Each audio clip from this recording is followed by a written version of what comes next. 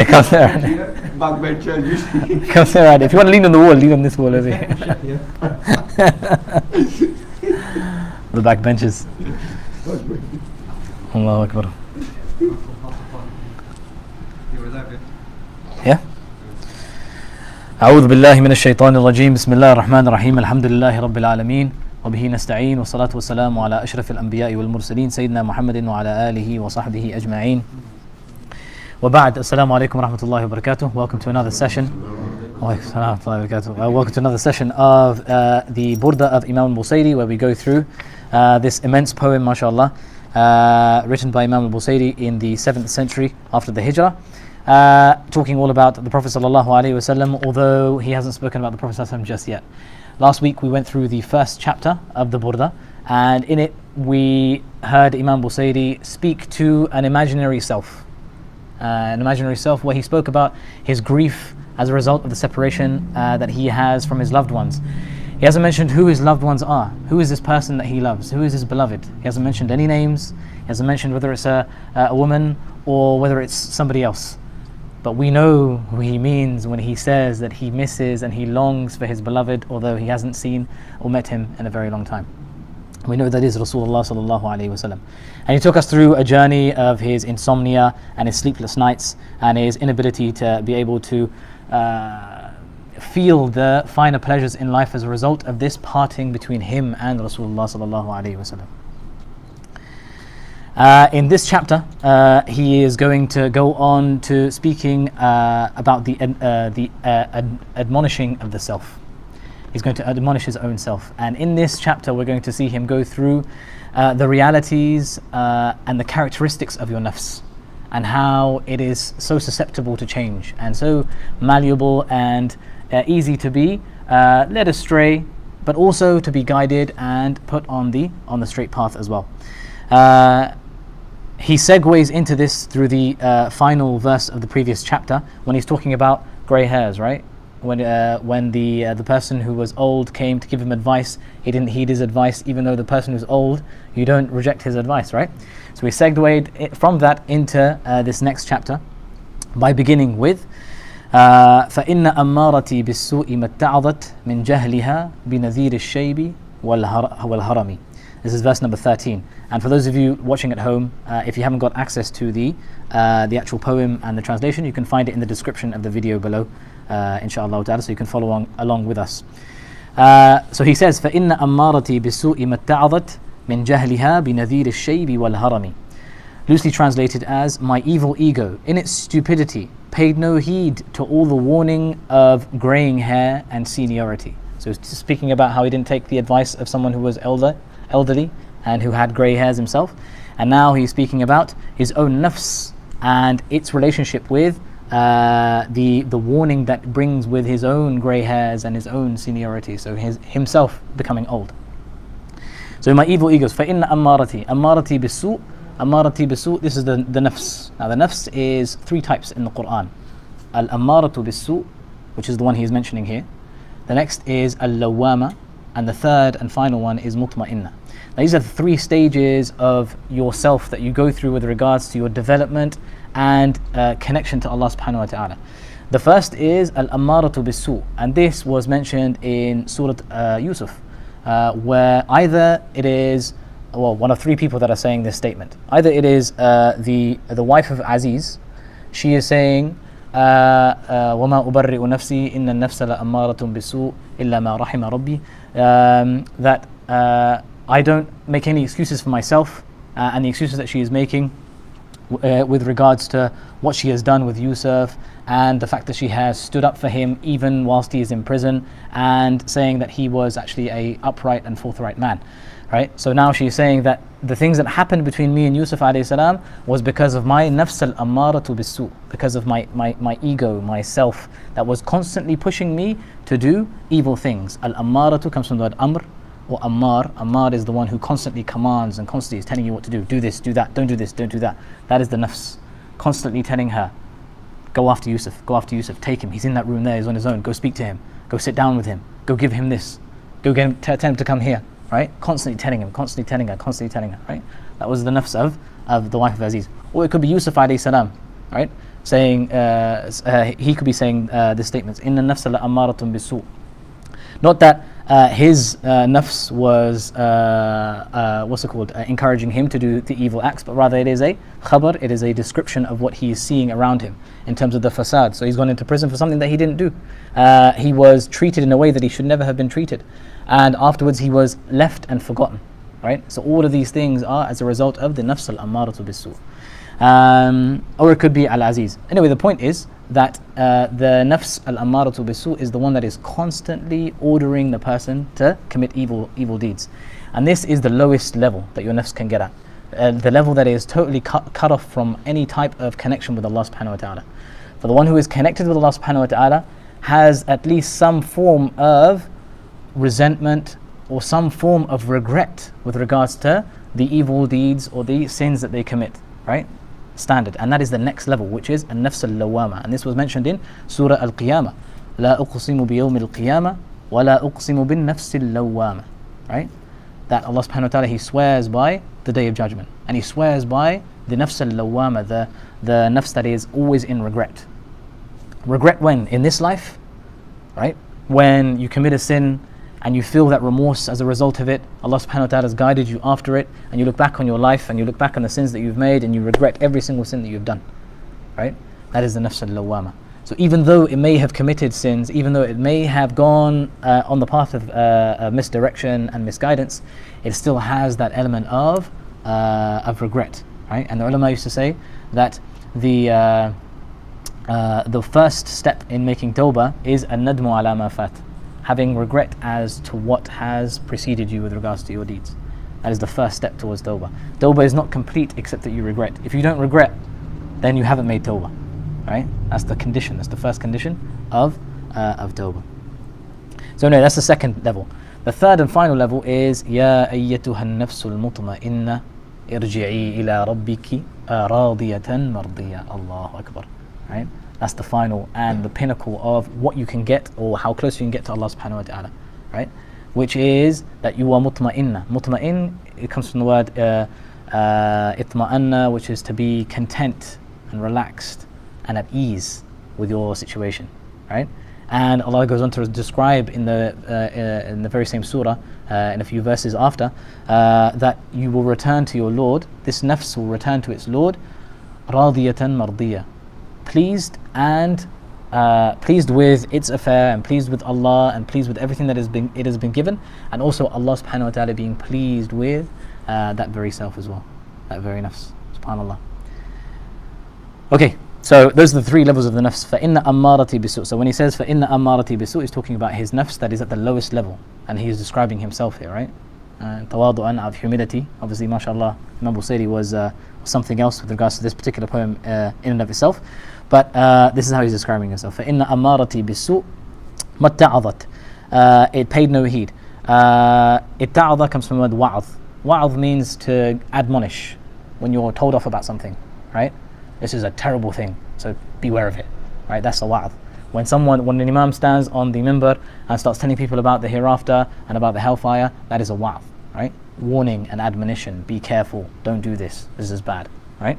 So his nafs al-ammara bis-su', it paid no heed, and it didn't get any it didn't change at all, right? It didn't take on any of its warnings. Min jahliha, as a result of its stupidity. Jahl comes from the word jahila, which means to be ignorant of something, to not know something. If you don't know something, you're a jahil.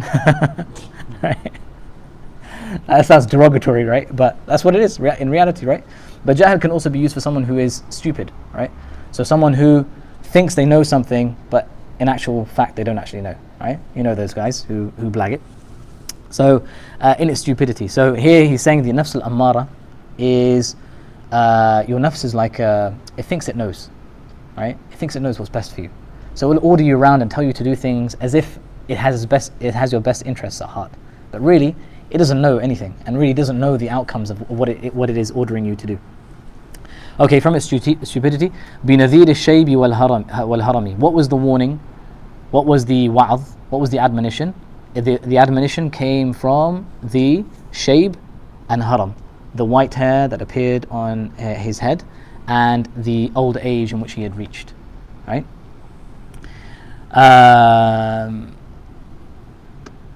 So when you get to the end of your life, obviously it's a time to be serious. You know you're about to die. You know you're about to meet Allah subhanahu wa ta'ala. So you should have, these should be warnings for you, right? To change your ways if you haven't already changed your ways. This is the kind of path that you should be going in. In this chapter, as we go along in these verses, Imam Busiri is going to describe the nafs in a lot more detail. One could ask, what is the nafs?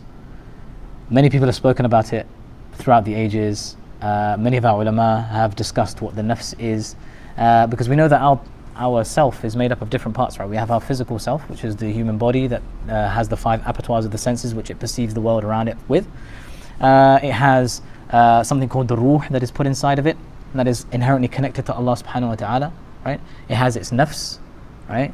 And there's sort of similarities between us and the animal kingdom with regards to how we conduct ourselves and so on and so forth. And even in our DNA, as scientists have found today, that there are similarities between our DNA and the animal's DNA, and then the behavior of the animals is similar to our behavior as well. And if we don't act like insan by following revelation and so on and so forth that Allah subhanahu wa ta'ala has given us, we are closer to the baha'im, we are closer to the animals than we are to human beings. And all this stuff is like sort of stated before in our traditions and stuff, and it's quite well documented. But in sort of more popular opinion, and one that I have sort of become accustomed to, is the nafs is your ruh when it has been put inside of your body. That is your nafs. All right, it's your ruh that was with Allah subhanahu wa ta'ala back in the day before your body was even created. But when you were created here, and then the ruh was put inside of your body, that became then the nafs. So it's intertwined between your physical body and this sort of spiritual connection with Allah subhanahu wa ta'ala.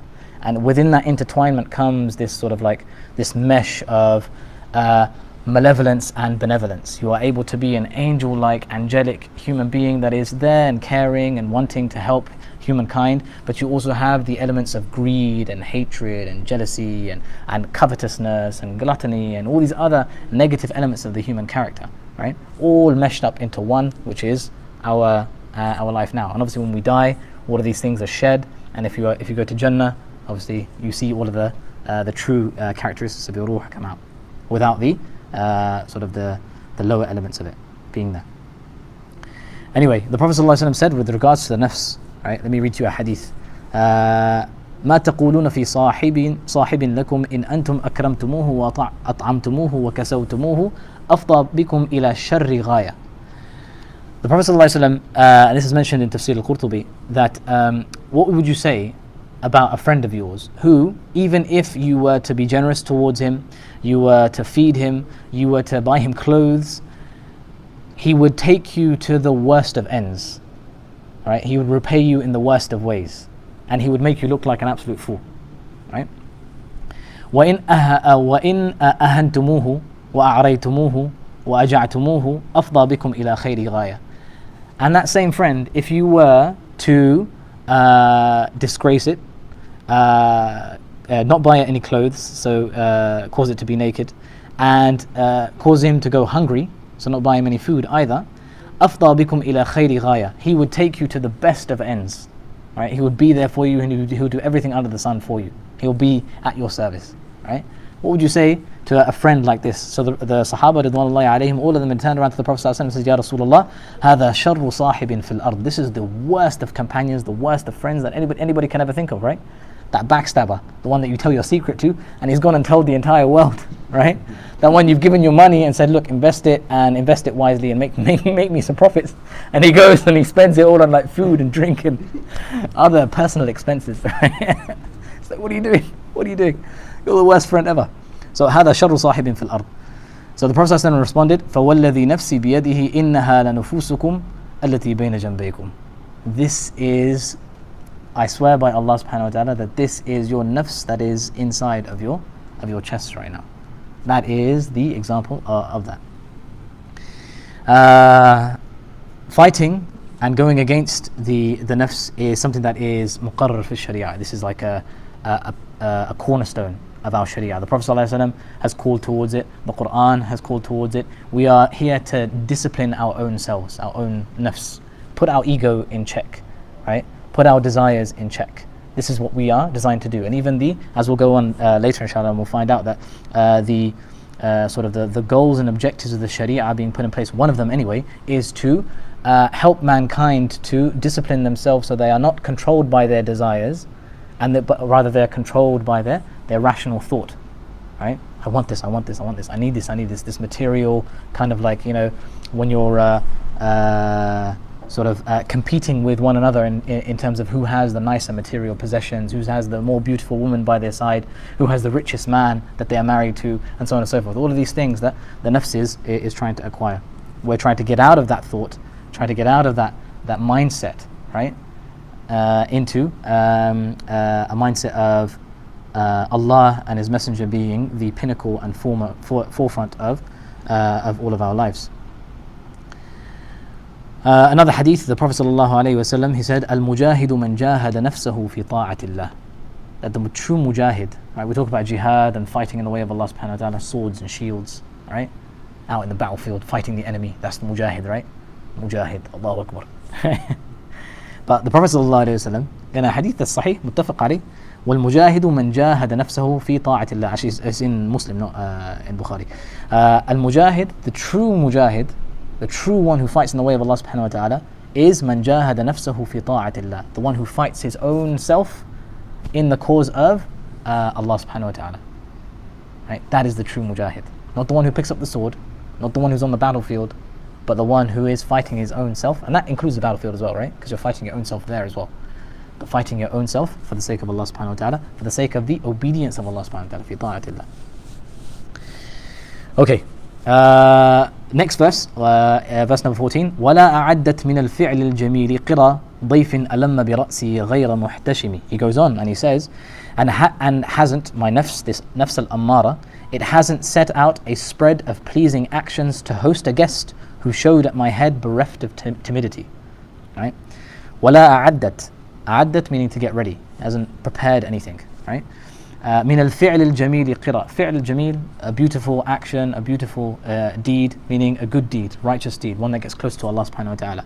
قرى ضيف. قرى is all of the different things that you prepare for a guest, right? So when a guest is coming to your house, you clean your home, you put out the best of cutlery and plates and stuff like that, right?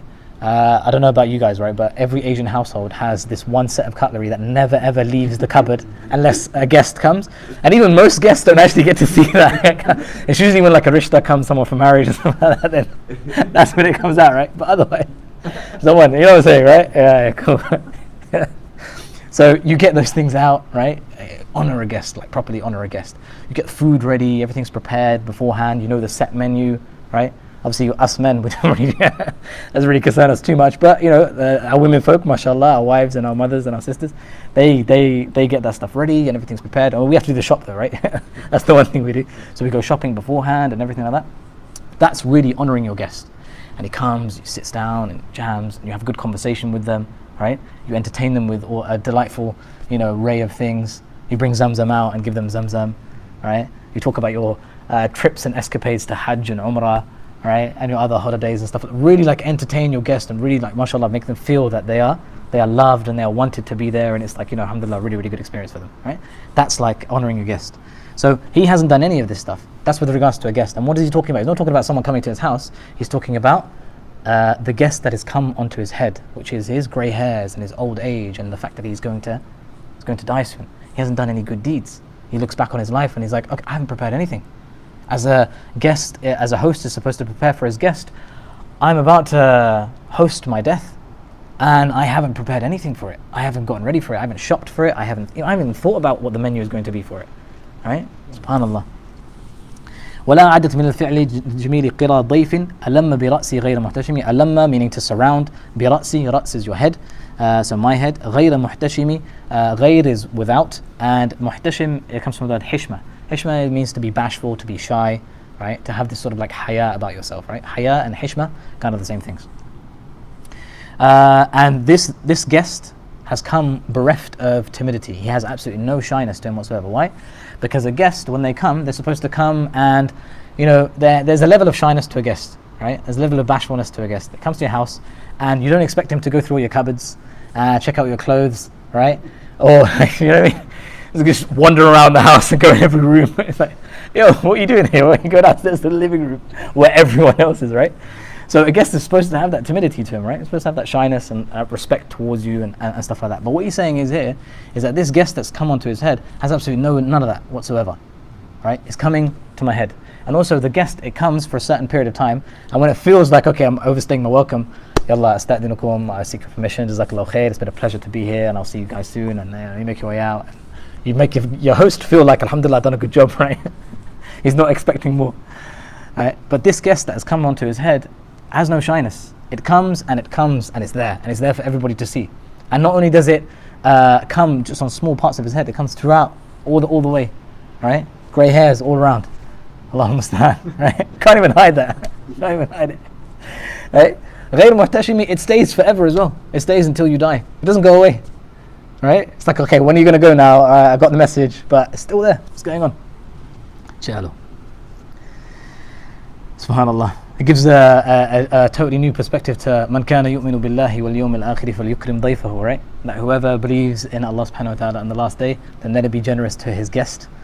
The guest of the head, be generous towards it. Subhanallah. Okay.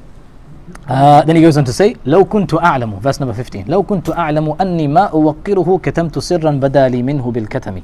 This is kind of like an extension of the previous verse. And had I known that I'd failed to honor this guest that's come, I'd have hidden using hair colorant his first appearance to me, right?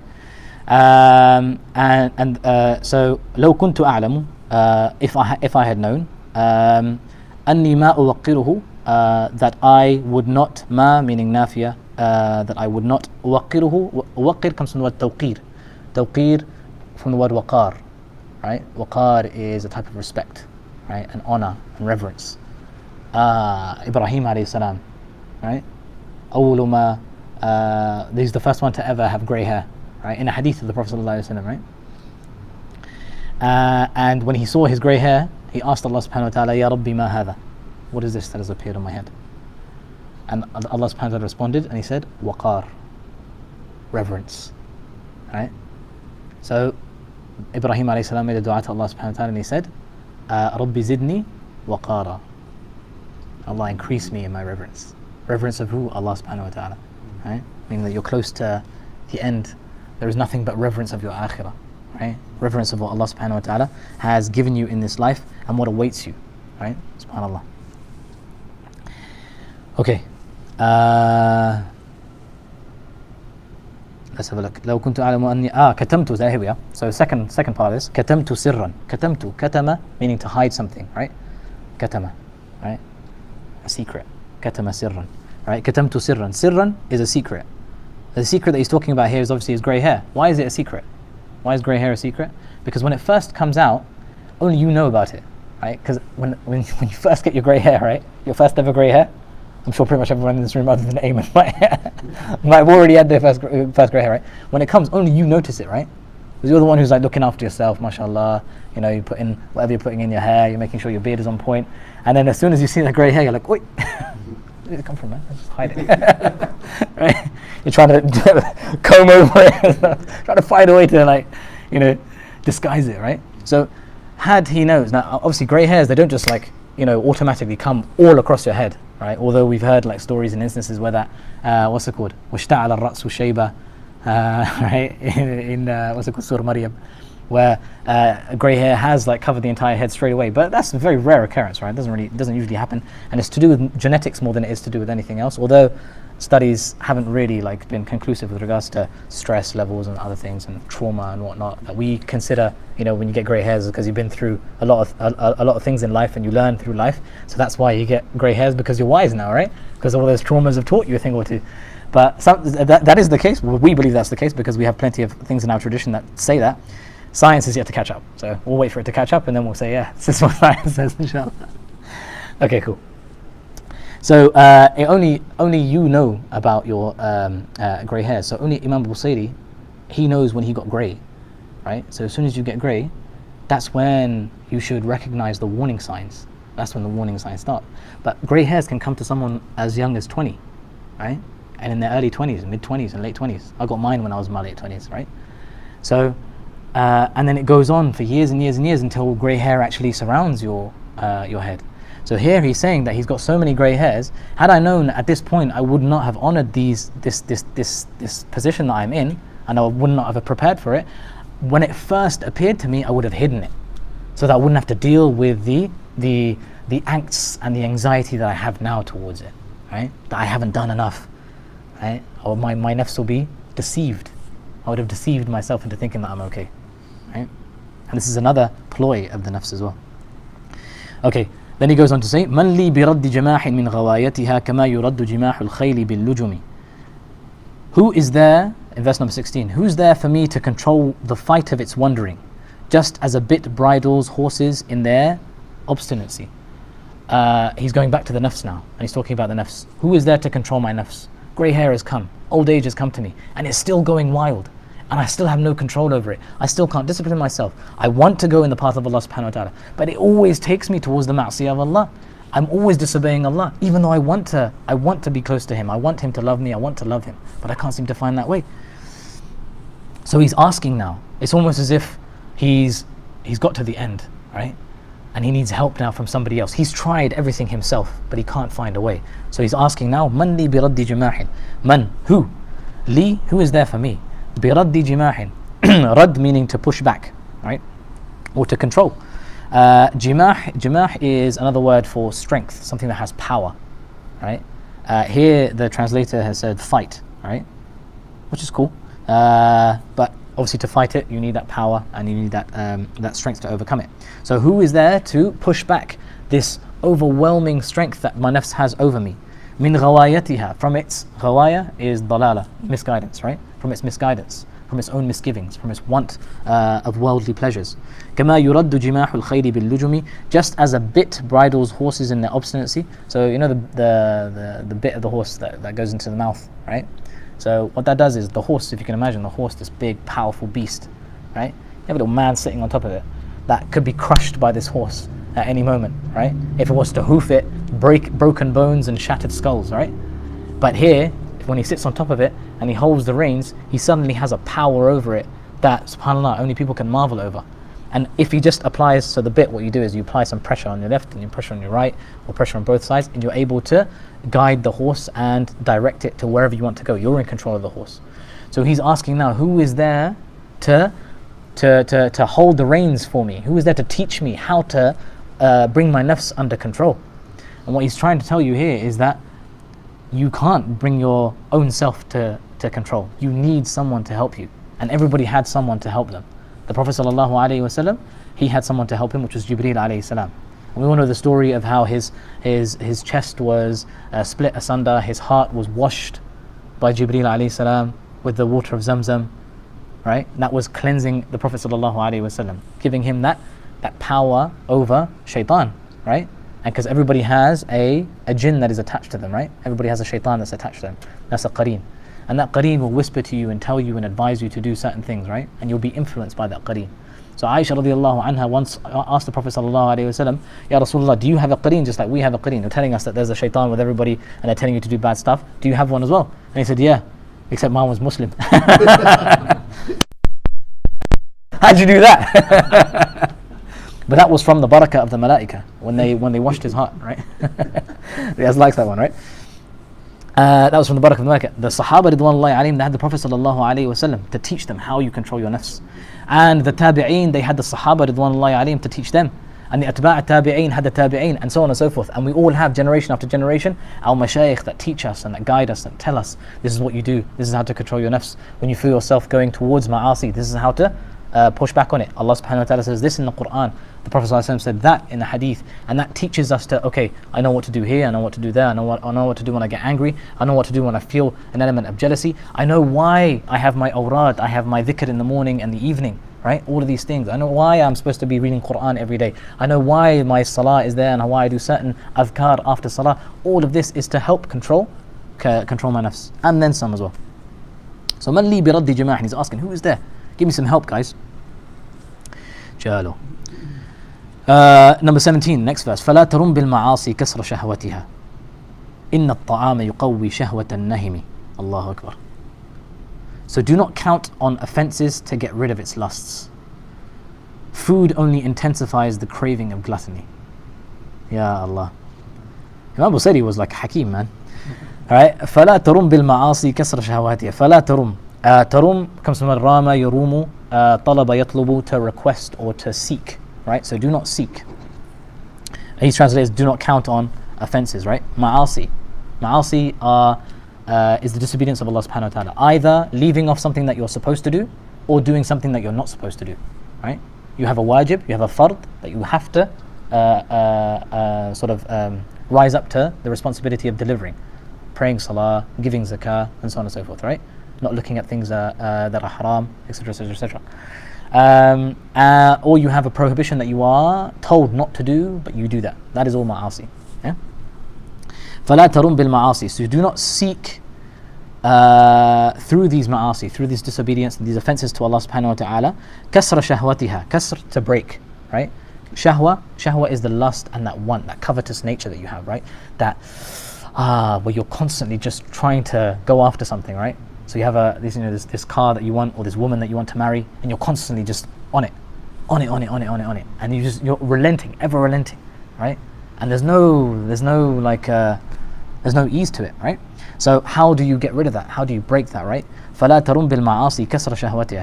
He's talking about breaking that. So do not seek to break that with the disobedience of Allah subhanahu wa ta'ala. إِنَّ الطَّعَامَ, for verily food, يُقَوِّي, ta'am is food, يُقَوِّي, taqwiya, strengthening. Shahwa is the lust and desire, and nahim is the one who is gluttonous, right? The one who eats and eats and eats and eats, and even after eating, all he wants to do is eat. That's the gluttonous person, right? Here, Imam Busiri is saying that if you want to get rid of your ma'asi, if you want to get rid of the disobedience of Allah subhanahu wa ta'ala, don't act in a disobedient way. Meaning that what? Your nafs, it always wants to do something that is, pleasurable to itself, right? And more often than not, those pleasurable things tend to be in the displeasure of Allah subhanahu wa ta'ala, right? Women, money, right? And you want money, the easiest way to get it through riba and through other means, haram means, etc. So the desires go on, right? The list goes on in terms of your lusts and your desires.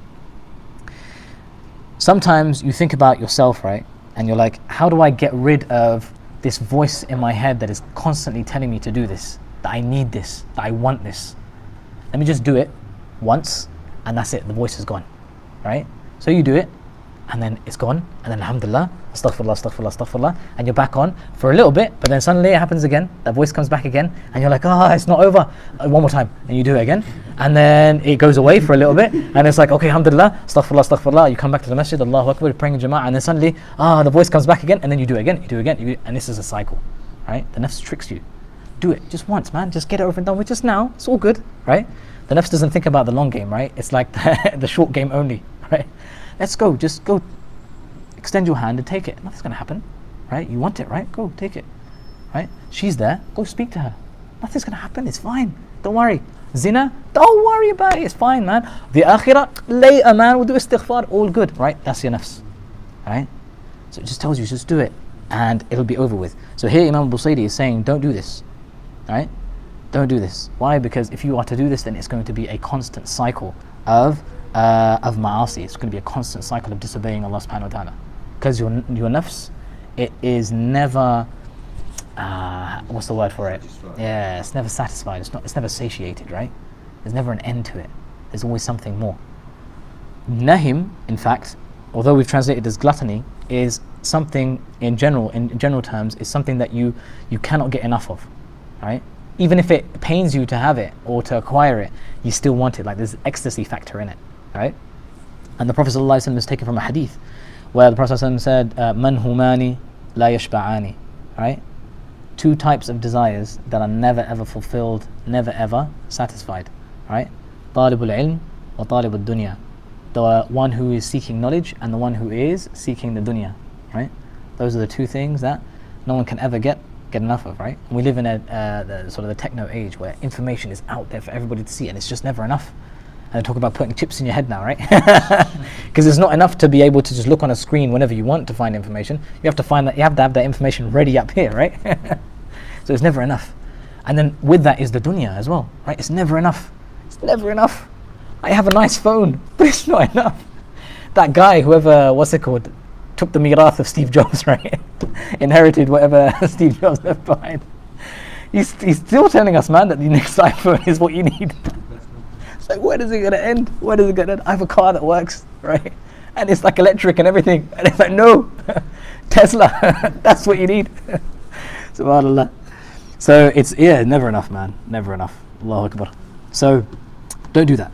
Don't seek to satisfy your desires, quieten your desires by giving into them, right? That's what he's saying here. And then he goes on to elucidate and emphasize this point in the next verse, in verse number 18, where he says, وَالنَّفْسُ كَالطِّفْلِ إِن تُهْمِلْهُ شَبَّ عَلَى حُبِّ الرَّضَاعِ وَإِن تَفْطِمْهُ يَنْفَطِمِ. Probably the most famous verse of the Burdah, the oft quoted verse of the Burdah. Everyone quotes it, right? Even those who disagree with the Burdah and say there's bad things in it and stuff, and they call against Imam Busiri in their khutbahs, they're like, وَالنَّفْسُ كَالطِّفْلِ إِن تُهْمِلْهُ شَبَّ عَلَى حُبِّ الرَّضَاعِ صَدَقَ الشَّاعِرِ Wallahi, he has spoken the truth. And they don't know it's Imam Busiri saying it, right?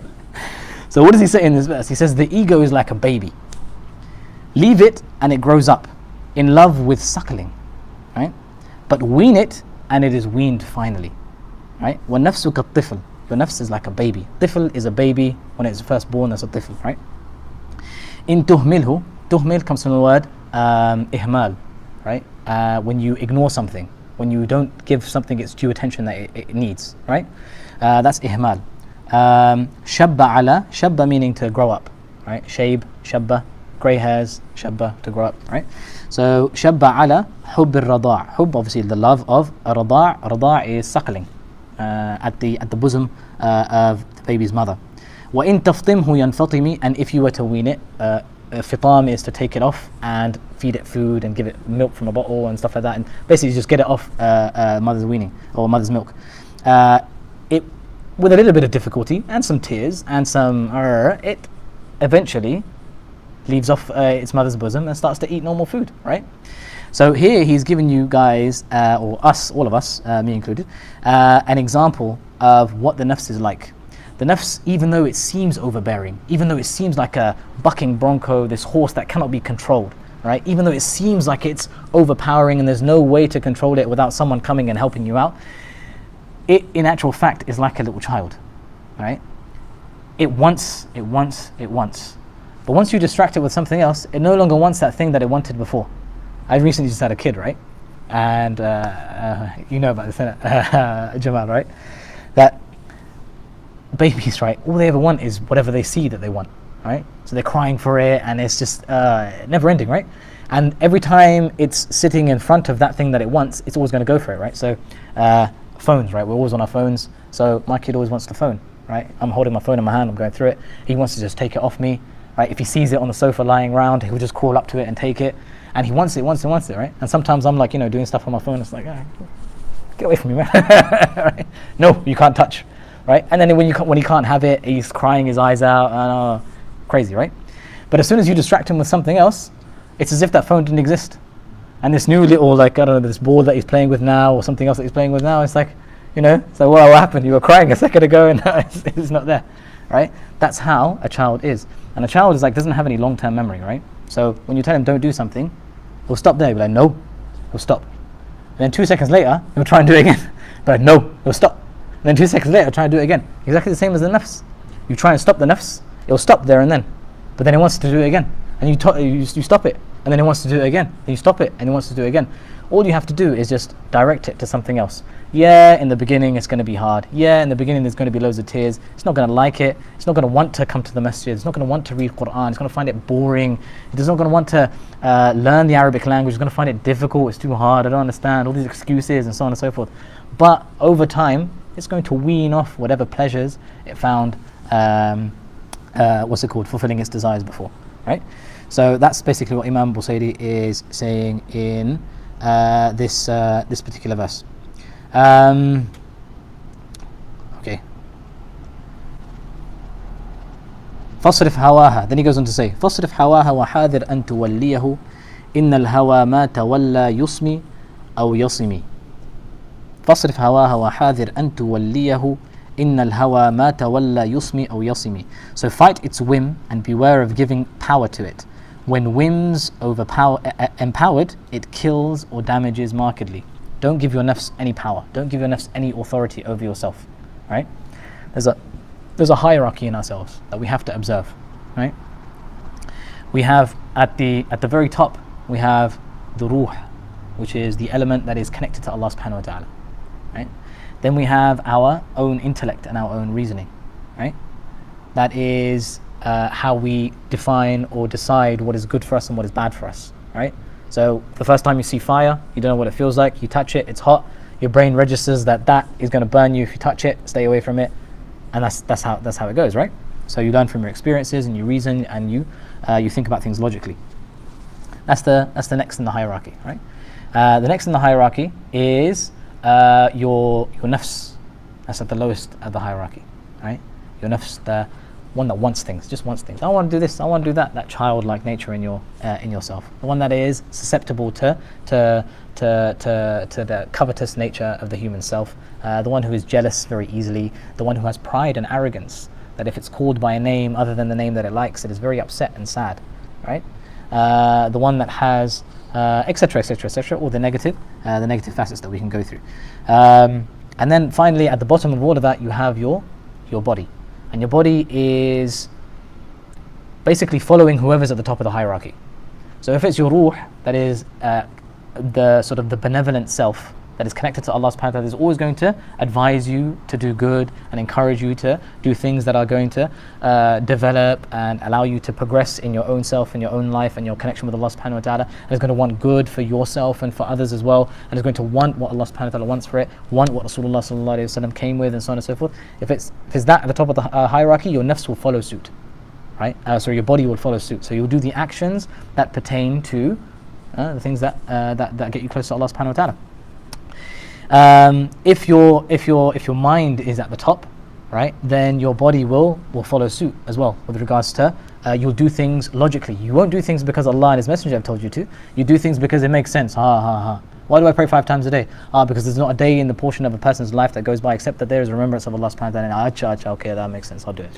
Right? Why do we fast the month of Ramadan? Because the month of Ramadan, it follows the lunar calendar, so there's not going to be a month or a time in a person's life throughout the year except that he's going to experience some fasting in it. So there's going to be winter months, it's going to be the autumn months, it's going to be the summer months, it's going to be the spring months. Every part of the year is going to experience Ramadan, so that way you get the heat and the intensity of the summer, and you get the coolness and the shortness of the winter months, and so on and so forth. Right? So Ramadan is that specific month that Allah subhanahu wa ta'ala has chosen for us to fast in. Okay, that makes sense. Okay, mashallah.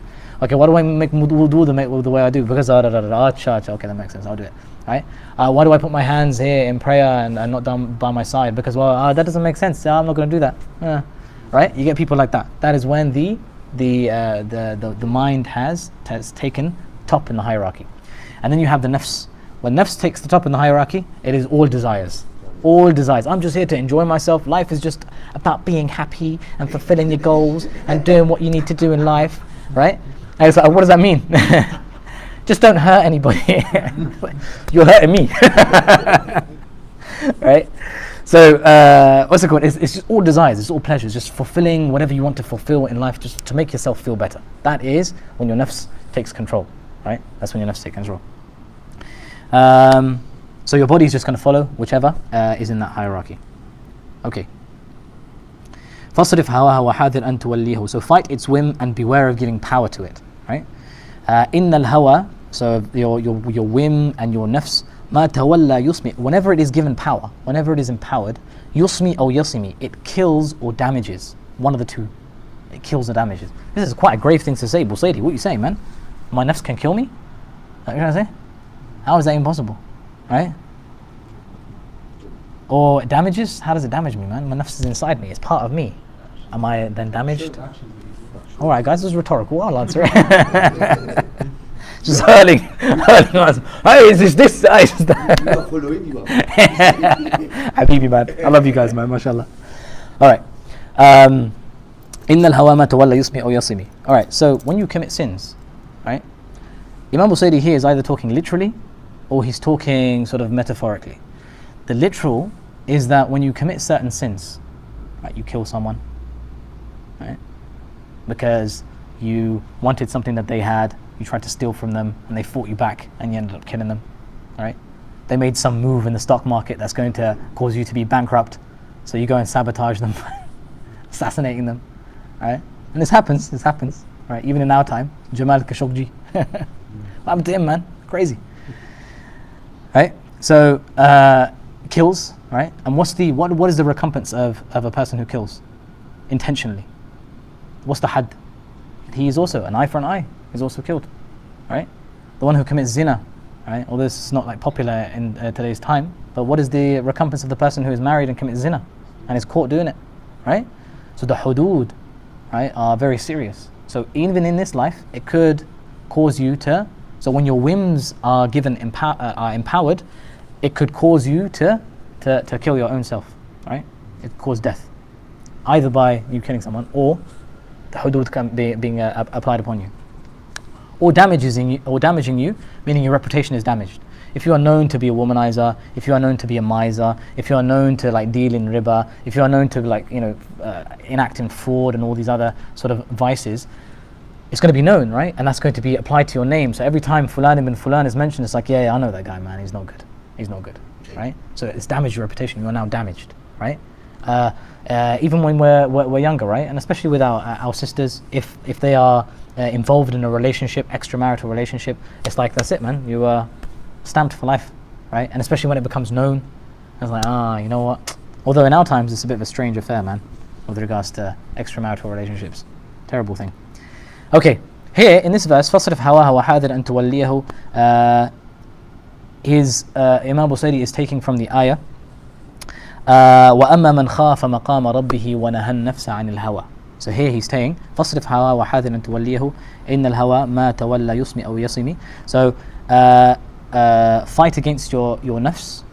It's the same thing when Allah subhanahu wa ta'ala he says, وَأَمَّا مَنْ خَافَ مَقَامَ رَبِّهِ. And as for he who fears or reveres the maqam of his Lord. The maqam meaning the platform, the station, the level of Allah subhanahu wa ta'ala. What does that mean? The hisab, when you're standing in the court of Allah subhanahu wa ta'ala. And He is taking you to account for all of the things that you've done. Right? وَنَهَى النَّفْسَ عَنِ الْهَوَى. And he was fighting against his nafs and its lustful desires. فَإِنَّ الْجَنَّةَ هِيَ الْمَأْوَى. For that person, Jannah is the abode. SubhanAllah. Right? So here Imam Busiri is alluding to that particular ayah. Okay, so either he's talking about that, or he's talking metaphorically, right? So we said literally, he's talking literally about killing and so on and so forth, and the hudud being applied to you, and so on and so forth. Or he's talking about it metaphorically, right?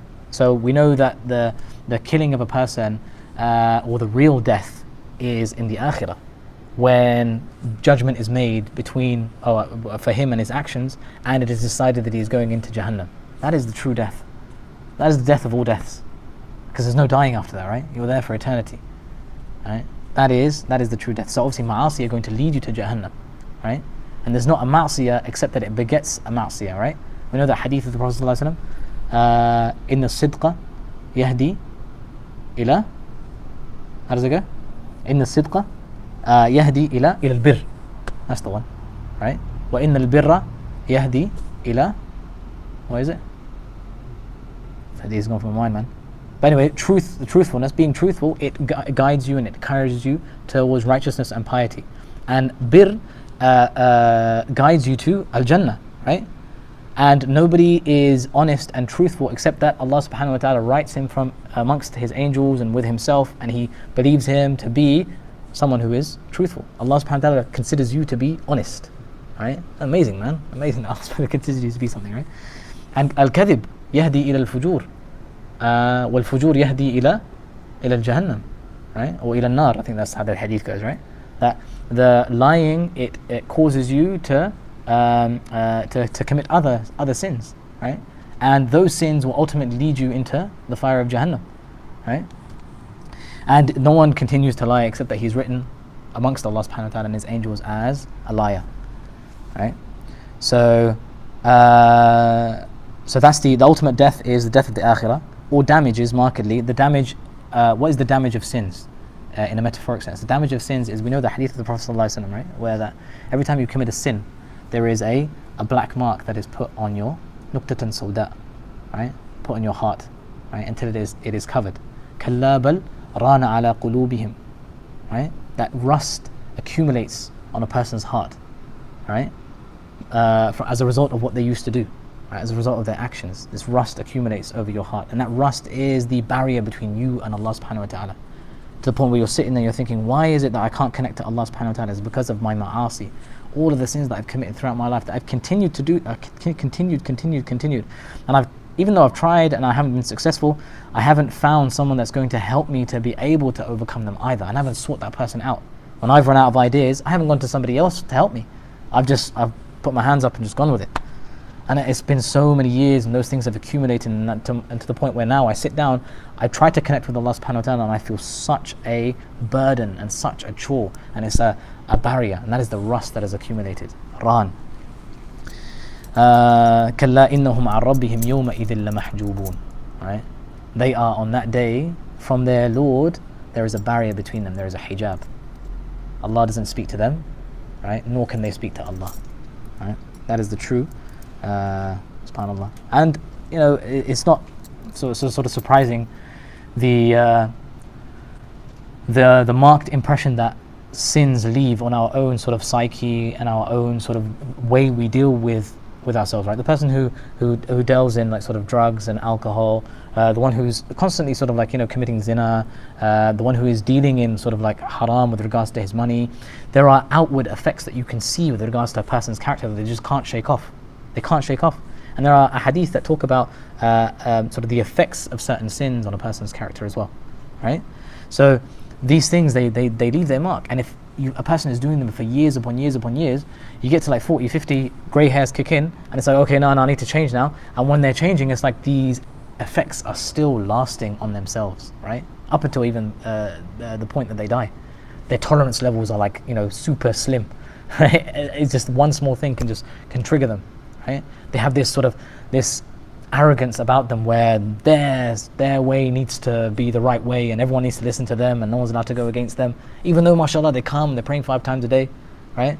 And they're sometimes even sitting in the front row and so on and so forth. That's why he says in the next verse, وراعها وهي في الأعمال سائمة وإن هي استحلت المرعى فلا تسيمي, that and shepherd it carefully as it grazes in deeds, and if the pasture you find it fancies, don't let it be. What does he mean by this? وراعها, and supervise it, right? Shepherd it, like a shepherd herds his flock, right? وهي في الأعمال سائمة, and as your nafs is doing its deeds, right? As your nafs is carrying out yourself, you're doing all these good deeds, bad deeds maybe, or even sort of benign deeds that are neither good or bad, right? They're just mubah. وَإِنْ هِيَ اسْتَحْلَتِ الْمَرْعَى, and if you find that your nafs is now enjoying the pasture in which it is grazing in, yani it's enjoying the action, it's feeling good about it, and yeah man, I'm good, فَلَا تُزِمِ, don't continue, don't allow it to continue to eat from that pasture, move it on to a different one now, right? This is sound advice. Why? Because of what was I going to say? Here, the Imam Al-Busiri is actually alluding to a hadith, and we all know this hadith, right? إن الحلال بين أو الحلال بين والحرام بين وبينهما أمور مشتبهات لا يعلمهن كثير من الناس, right? We know that hadith, that halal is clear and haram is clear, and between them are grey areas that not a lot of people know about them, right? And then the Prophet ﷺ went on to make a similitude between the one who doesn't stay away from these shubuhat, doesn't stay away from these grey areas, rather he grazes close to them, كالراعي يرعى حول الحمى, as if a shepherd has taken his flock and he is allowing it to eat and pasture around the sanctuary of the king. And that king, if anybody's animals eats from that sanctuary, madbuh, he eats it for lunch, right? Sacrifices it, right? Meaning that you are so close to getting into haram even though you're not in haram, right? If you fall into these grey areas and you just continue in them, so you should have something between you and the haram, which is staying away from the makruhat, right? So he is alluding to that by saying, وَهِيَ فِي الْأَعْمَالِ سَائِمَةٌ, as your nafs is conducting itself in all of these sort of different actions and is eating from these pastures. So the pastures are the actions, right? And your nafs is like the herd, right? And it's eating. Don't let it stay in that particular place and allow it to move on. Why? Because if your nafs gets to a point where it's now enjoying the thing that it's doing, right? What tends to happen is that it's no longer doing it for the sake of Allah subhanahu wa ta'ala, for the pleasure of Allah subhanahu wa ta'ala. It's doing it for the pleasure that it finds in it, right? And this can be in something that is wajib. It could be something that is mandoob, recommended, and it could be in an action that is mubah, like, neither two. Obviously, it's in haram and makruh, right? So haram obviously is going to enjoy certain things. You're supposed to take it away from there anyway, right?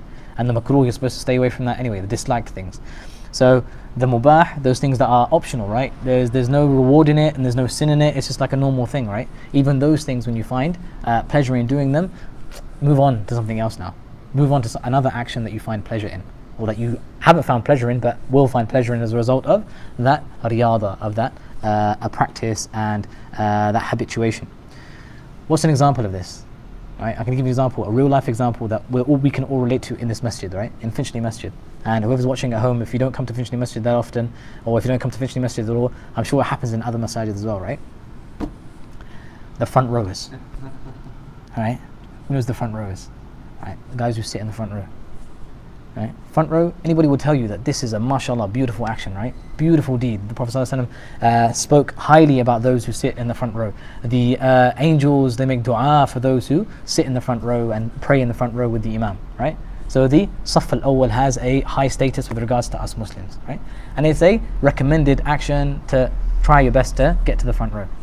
But what happens when getting to the front row means that you're going to cut up your brother, you're going to insult him, and you're going to even, in some cases, physically fight him, right? Al-Muslimu man salima al-Muslimuna min lisanihi wa yadi. The true Muslim is the one whom other Muslims are protected from his tongue and his hand, right? So he doesn't say anything bad about him, nor does he ever strike him or take away his possessions, right? That's a true Muslim. So here we have a righteous action. This is when he istahlat al-mar'a fala tusimi. This action has become so beautified to a person that they see the pleasure in standing in the front row and not the pleasure of Allah subhanahu wa ta'ala as a result of standing in the front row. وراعيها وهي في الأعمال سائمة وإن هي استحلت المرعى فلا تسمي. And we said before that one of the maqasid of the Sharia, as Imam Shatibi says in his Muwafaqat, that one of the objectives of the Sharia, of the laws of Allah subhanahu wa ta'ala, of the Quran and the Sunnah, is to control your nafs so that it is not constantly the one or the thing that makes the decisions in your life. Rather, it is your ruh and your iman and your reasoning that make the decisions. Okay, cool. Another thing that I can mention about this is that Sahib al-Hikam, Ibn Ata'illah al-Sakandari, which was the companion of Imam Al-Busiri. Ibn Ata'illah, the one who wrote the Hikam al-Ata'iyya, he was the companion of Imam Al-Busiri. They had the same teacher, Abu al-Abbas al-Mursi. We mentioned that in the introduction as well. He said that رُبَّ مَعْصِيَةٍ أَوْرَثَتْ ذُلًّا وَانْكِسَارًا خَيْرٌ مِنْ طَاعَةٍ أورثت العجب واستكبارا or something like that. I can't remember the end bit, but sometimes a sin that results in a person being having humility and a broken heart with regards to regret and its the nadam is better than a act of obedience that begets pride and arrogance as a result, right? So that person who sinned but repents from that sin, and as a result of him has this humility with Allah subhanahu wa ta'ala in himself, is in a much better position than a person who does a righteous deed but he himself is proud as a result of that righteous deed, and he is arrogant and he wishes to be described a certain way as a result of that deed, right? I come to the masjid 5 times a day, I pray fajr in jama'ah every day. You need to know me for that. Wallah, realities, and this is the nafs. The nafs tricks you, right? So then you become comfortable with just doing these actions and you don't want to do any more, right? And you stagnate, right? And even these actions that were once good no longer become good anymore. They become hujjatan alayk, right? So that's why you always have to push yourself, do better, do more. It's never enough that, yeah, alhamdulillah, I pray 5 times a day, I come to the masjid, I do this, I do that. There's always more that you can do, and you need to push yourself to do more, because if you don't, your nafs is going to, this is good, alhamdulillah, I'm doing good, I'm wicked. If someone says, brother, ittaqillah, right? Be mindful of Allah. How do I ittaqillah? What you say ittaqillah? I pray Fajr and Isha in the masjid. The Prophet ﷺ said, whoever does this, he is free from nifaq. How can you say ittaqillah? I have nifaq in me, astaghfirullah. You get those brothers, right? It's like, dude, just chill. Allahumma ja'ali min al-muttaqeen. That's all you need to say, man. Allah make me from those who have fear of Allah and mindfulness of Allah. Job done. Oh. Okay. كم حسنت لذة للمرء قاتلة. I think I want to stop there, because if we go on, then it's going to go on for quite a while, inshallah. And these things, obviously, we have nufus as well, and our nufus get bored as well, right? So we're sitting, mashallah, in a majlis, and we're listening to things, and we're listening to the dhikr of Allah subhanahu wa ta'ala, and we're listening to Imam Al-Busiri guide us through the sort of the subtleties of the nafs. But even then, the nafs is saying, but this guy's gone on for an hour. When's he going to stop, man? Right? And even I'm saying, I'm like, I need some water, man. Maybe I should stop here. Allahu Akbar. Do you know what I mean? So, so our nafs, what's it called? Also get bored. We need to sort of allow it to have its moments as well. And sometimes even this may be a little bit too pleasurable, so let's go to something else, inshallah. Bidnillahi ta'ala. And I think there's a hadith in that as well, that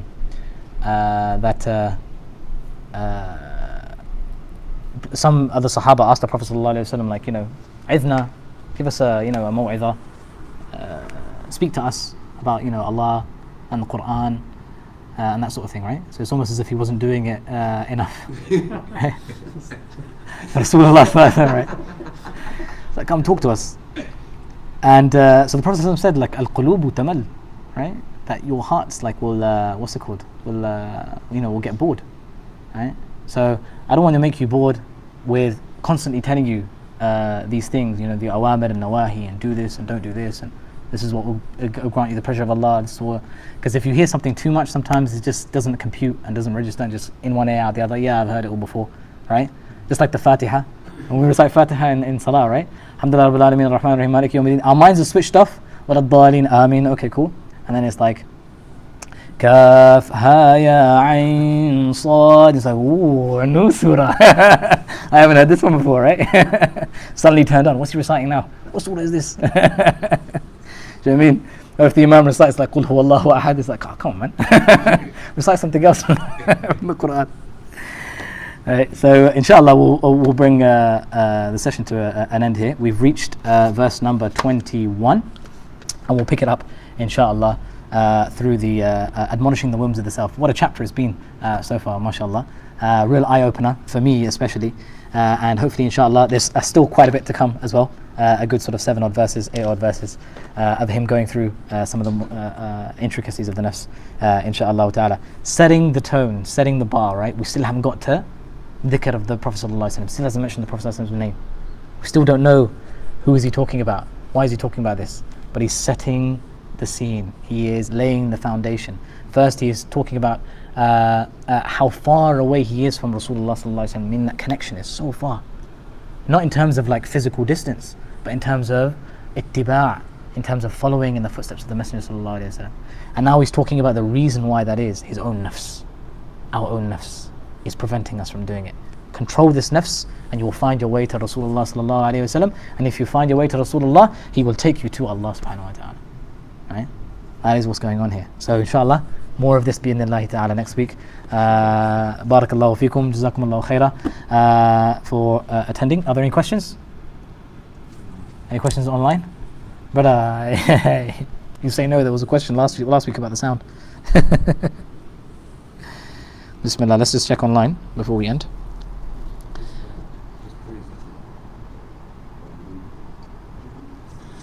Any questions online? Wa alaikum salam. Okay, wa alaikum salam wa rahmatullahi wa barakatuh. Okay, jazakallahu khair. For everybody at home for watching as well, and everybody here, for being patient, mashallah, and leaning back, alhamdulillah, and relaxing. All good in the hood, inshallah ta'ala. ربنا آتنا في الدنيا حسنة وفي الآخرة حسنة وقنا عذاب النار. ربنا ظلمنا أنفسنا وإن لم تغفر لنا وترحمنا لنكونن من الخاسرين. اللهم آت نفوسنا تقواها وزكها أنت خير من زكاها أنت وليها ومولاها. ربنا زدنا علما يا أكرم الأكرمين. ربنا زدنا علما يا أكرم الأكرمين. ربنا زدنا علما يا أكرم الأكرمين. اللهم علمنا ما ينفعنا وانفعنا بما علمتنا وزدنا علما يا رب العالمين. ربنا آتنا من لدنك رحمة وهيئ لنا من أمرنا رشدا. ربنا أنزلنا منزلا مباركا وأنت خير المنزلين. آمين يا رب العالمين. وصلى اللهم على سيدنا محمد وعلى آله وصحبه وسلم. سبحانك اللهم وبحمدك نشهد أن لا إله إلا أنت نستغفرك ونتوب إليك. بسم الله الرحمن الرحيم. والعصر إن الإنسان لفي خسر إلا الذين آمنوا وعملوا الصالحات وتواصوا بالحق وتواصوا بالصبر. آمين يا رب العالمين. جزاكم الله خيرا والسلام عليكم.